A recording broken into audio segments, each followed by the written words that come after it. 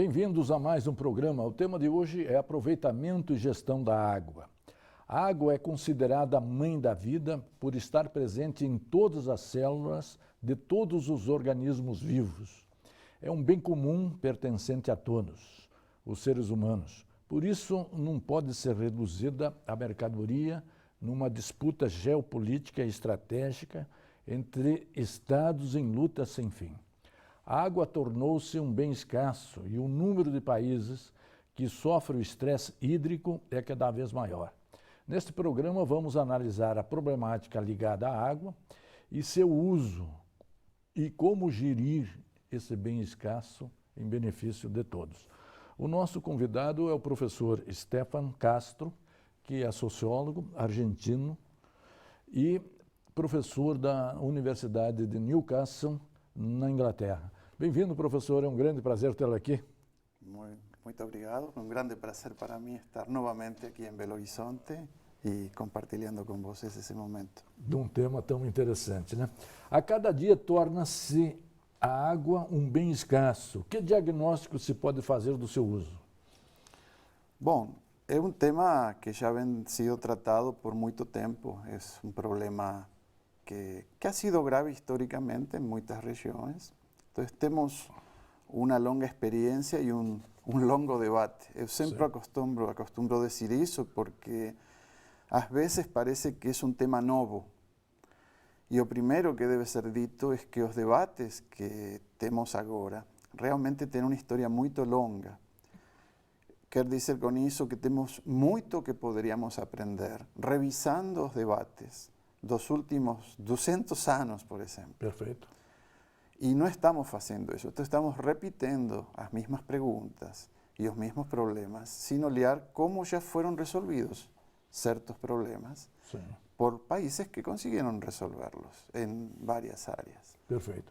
Isso significa que talvez só a gente toma consciência quando a situação se torna grave? Não há esse aprendizado contínuo para tratar de um bem escasso e tão essencial? Essa é uma hipótese correta, embora temos que usar várias hipóteses. Seguramente que isso é assim. Se olvidam as lições.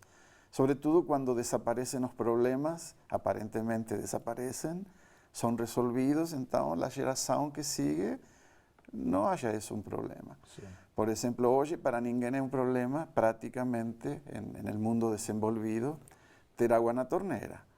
Então, é muito difícil lá dizer às pessoas que um dia poderia ser que tenham racionamento. Acho que seria muito difícil convencer lá, embora isso de fato acontece também lá, às vezes. E mesmo aqui, nós tivemos o ano passado em São Paulo, né? Com escassez da água. Aonde que é a escassez da água e em que países ela é mais grave?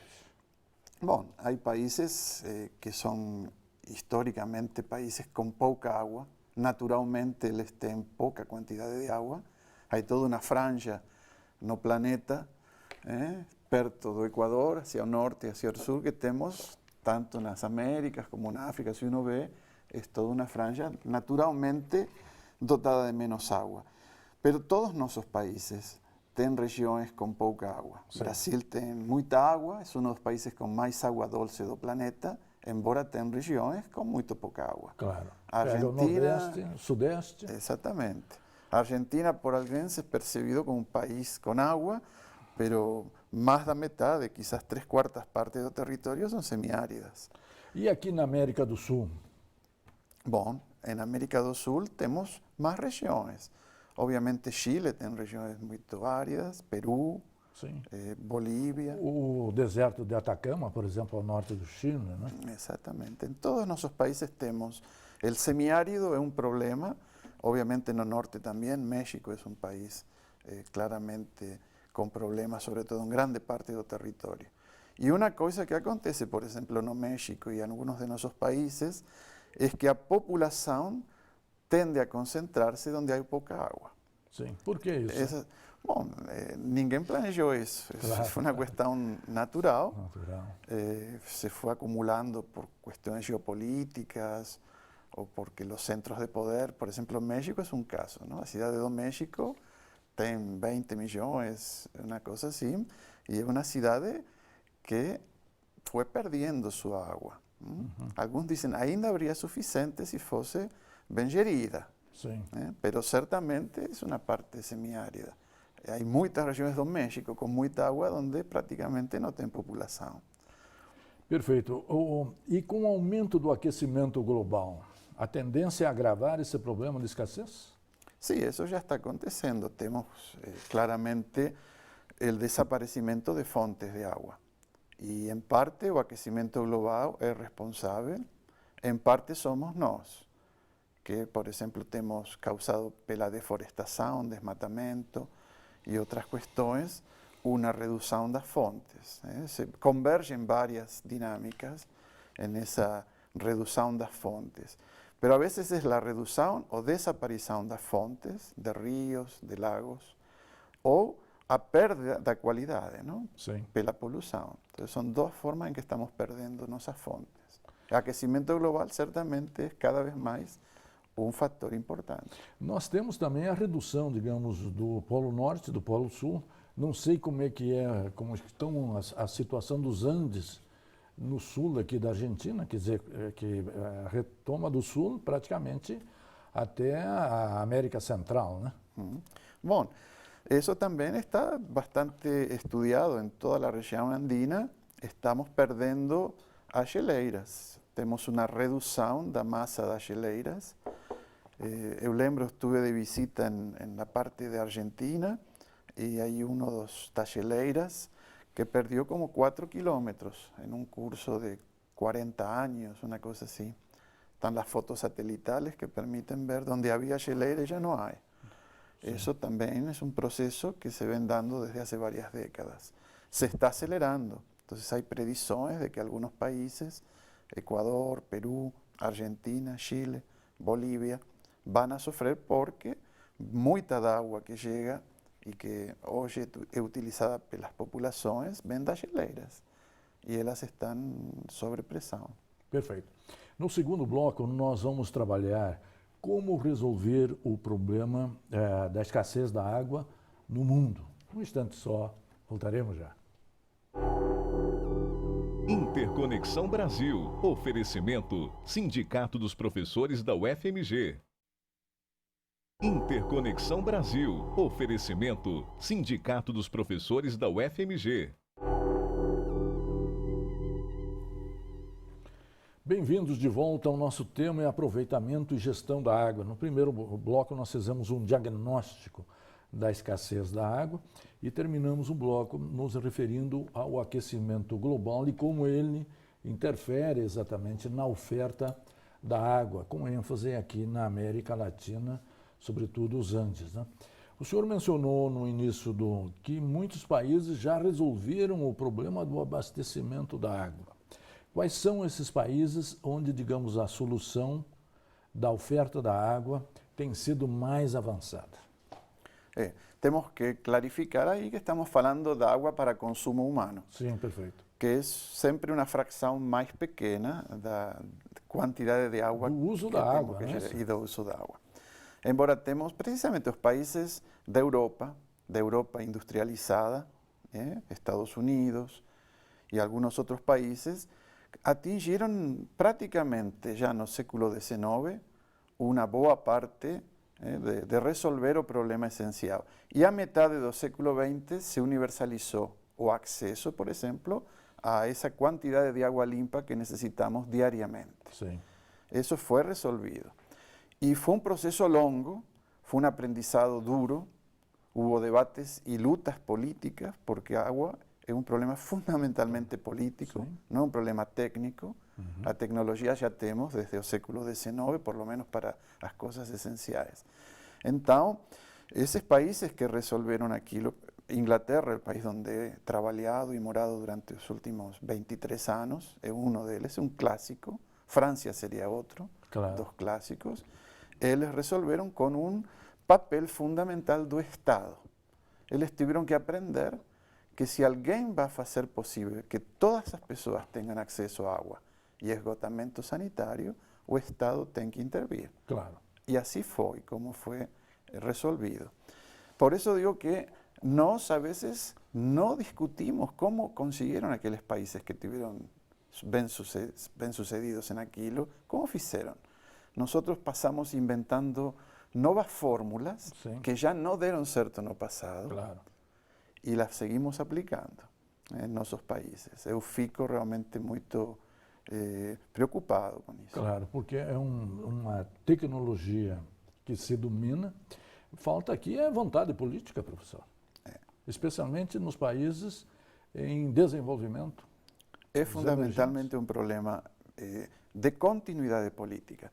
Temos aqui no Brasil vários projetos de pesquisa que mostram como em algumas cidades, em alguns momentos, se implementaram políticas excelentes.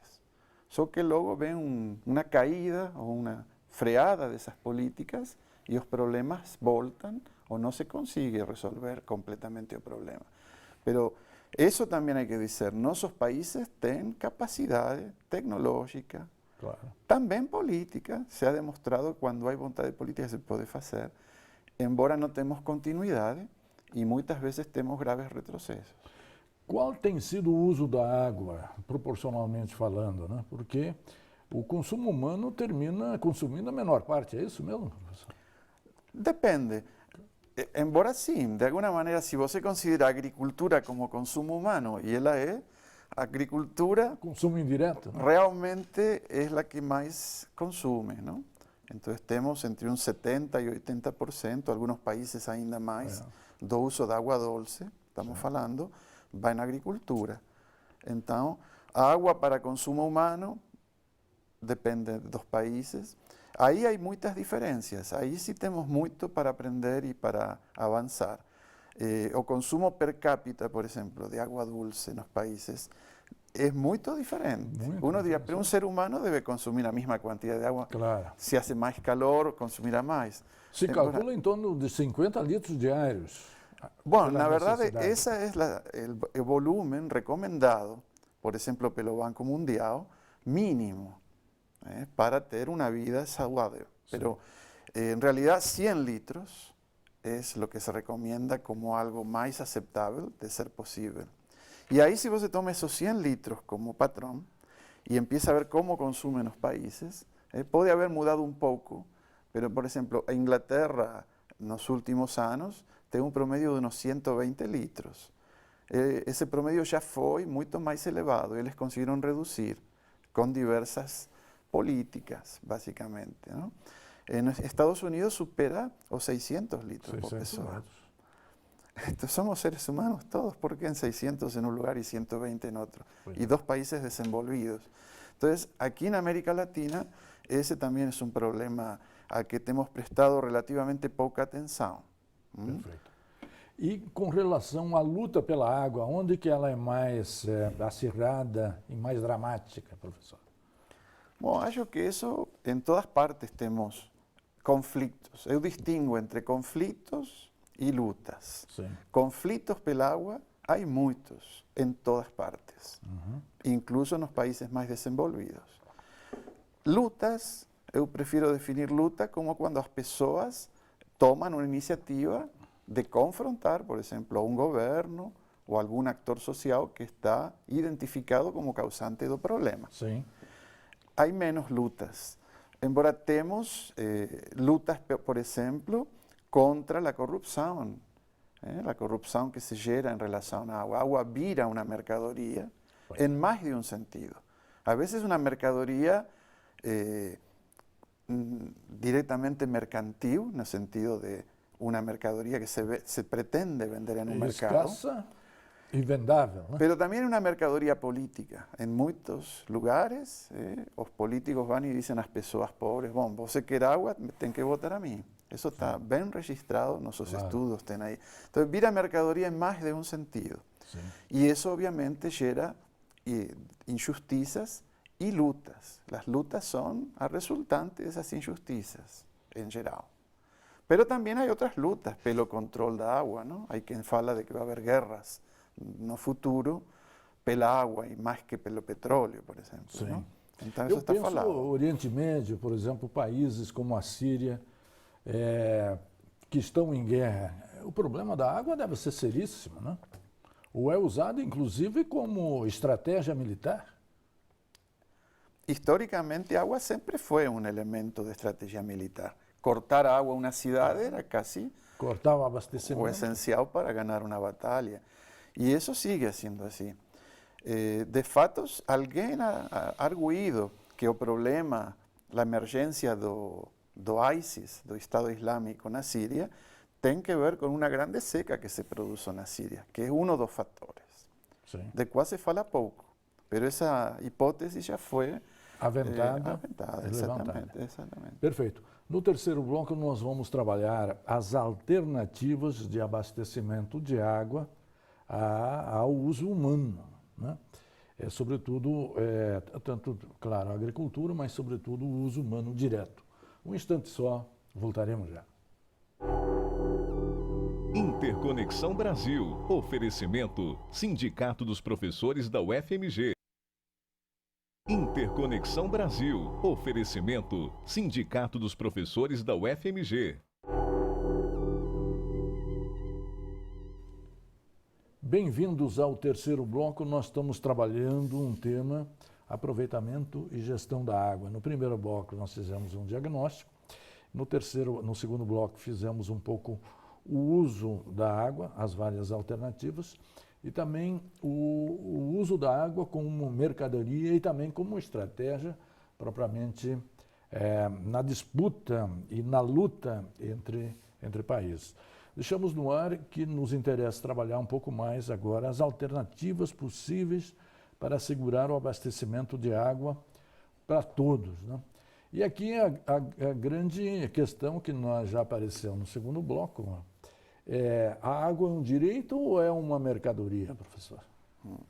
Bom, esse é um tema, obviamente, aí há um dos conflitos mais graves que temos. Eu acostumo a dizer, citando a Konrad Lorenz, que uma vez disse que a única espécie que ainda não é uma espécie é a nossa. Somos ainda um projeto de espécie. Por quê?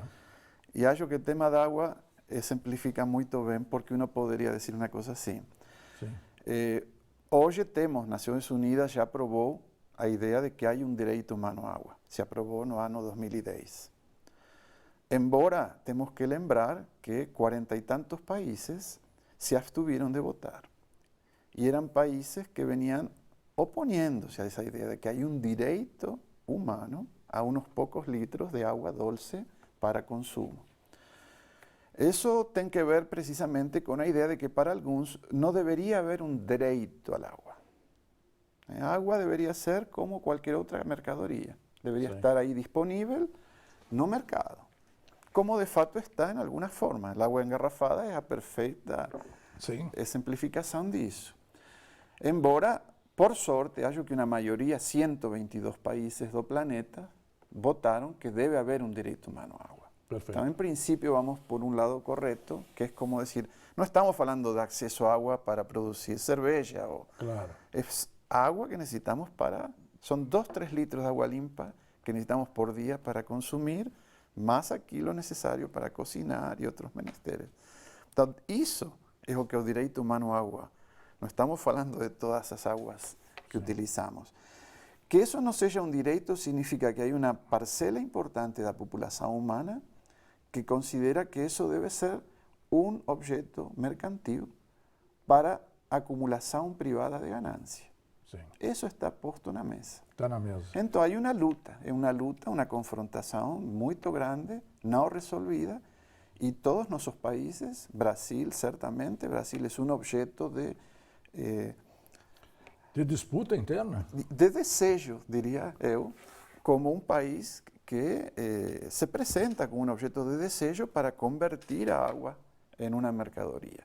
Por quê? Porque é um grande negócio. Sim. Todos nossos países estão nessa situação. Então, ter essa ideia de que há um direito humano à água foi um grande avanço, temos que proteger isso. Agora temos que implementar na prática. Perfeito. E acho que vai ser muito difícil se não temos realmente uma decisão política forte e uma participação cidadã substantiva. Sustentando essa tese. Como decorrência dessa tese, a água, então, deve ser ainda objeto de política pública e de intervenção e de ação do Estado. Ela de fato é.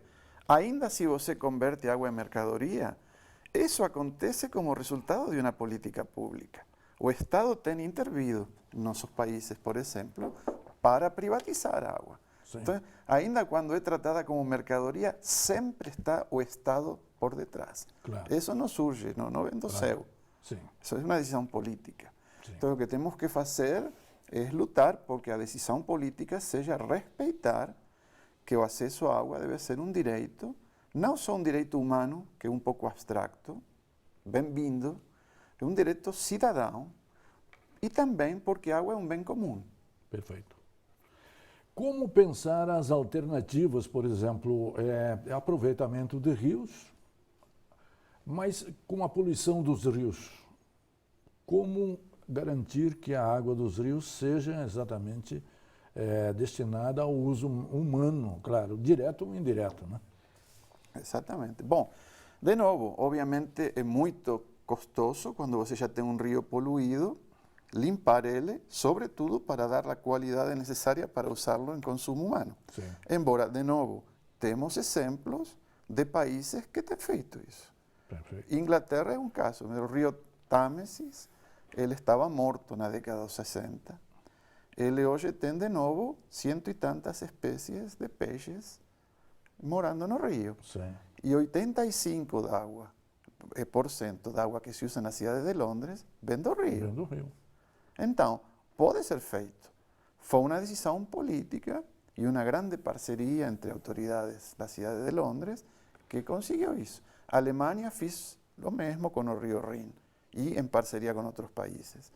Como não podemos nós limpar nossos rios? O Tietê aqui no Brasil, o Riachuelo no meu país, Sim. que está em processo, mas ainda não está limpo. Então, pode ser feito. Temos tecnologia, claro que tem um custo alto, mas o custo alto em relação ao quê? Aqui. Perfeito. Outra solução seria a dessalinização da água. Essa é uma tecnologia já dominada. Que custo tem isso, professor? Bom, não tenho o dado exato do custo, embora é uma tecnologia muito avançada. Alguns países já dominam essa tecnologia muito bem, Espanha, Israel, outros países. De fato, estão utilizando desde há muito tempo a tecnologia, não só para consumo humano direto, sino também em partes da agricultura e no turismo, em áreas onde já é rentável utilizar essa água desalinizada. É rentável dentro dos parâmetros que se manejam. Há muita discussão sobre se o custo real dessa água está sendo tomado em conta. Por exemplo, alguns dizem, se se toma em conta o custo real da energia necessária para produzir essa água. Os resíduos. E os resíduos, ou seja, o impacto ambiental que isso gera, não seria tão rentável. Então, há um debate bastante profundo. Pero, por exemplo, em Espanha, você tem cidades como Barcelona, já tem água desalinizada em grandes quantidades. Israel tem cidades abastecidas. E, obviamente, os países do Golfo. Perfeito. Também. Professor, o senhor é argentino, sociólogo, vive há mais de 20 anos no Reino Unido. Uma pergunta que aqui, certamente interpretando o nosso telespectador, é como é que o povo inglês está se sentindo depois da decisão em plebiscito para sair da União Europeia? Decisão difícil? Há uma ressaca dessa decisão? É uma decisão difícil. Na verdade, um pouco como observador externo, aunque eu moro lá, tenho essa condição de observador externo, eu acho, coincido com muitos analistas que a classe política do Reino Unido cometeu um grande erro, por uma parte, fizeram um mau cálculo político. Aqueles que levaram adelante esse referéndum pensavam que não iam a ganhar e, de fato, sim ganhou esse referéndum. Então, ficaram em uma trampa que eles mesmos criaram. Embora também se discute que o referéndum foi feito de uma forma que as pessoas não tinham informação suficiente para saber que decisão estavam tomando. E agora está ficando claro também que muitos dos políticos envolvidos ni sequer conheciam todas as consequências que essa decisão podia ter. Então, agora estamos em uma situação em que algunos dicen, nunca va a acontecer el referéndum. Hay un político, dos que apoyaron el referéndum, que está hablando de neverendum, que significa, neverendum es, nunca va a acontecer. El referéndum se transformó en un neverendum, según então, uno de o Reino Unido será desunido? Corre-se esse risco? Bueno, si uno mira cómo votaron los países que componen el Reino Unido, la desunión queda clara. Sim. Porque Escocia, por ejemplo, votó por ficar en Europa, en cambio el Reino Unido, como todo, ficó por salir. Entonces ahora Escocia está ahí en un conflicto por esa razón, ¿no? Perfeito. Professor, queria agradecer muito sua presença aqui, dar as boas-vindas aqui em Belo Horizonte. Tratamos de um tema extremamente importante da água e do uso da água. É sempre uma reflexão importante que nós não podemos desconhecer. E a você, telespectador, que sempre nos acompanha e nos prestigia, muito obrigado pela sua audiência e até a semana que vem.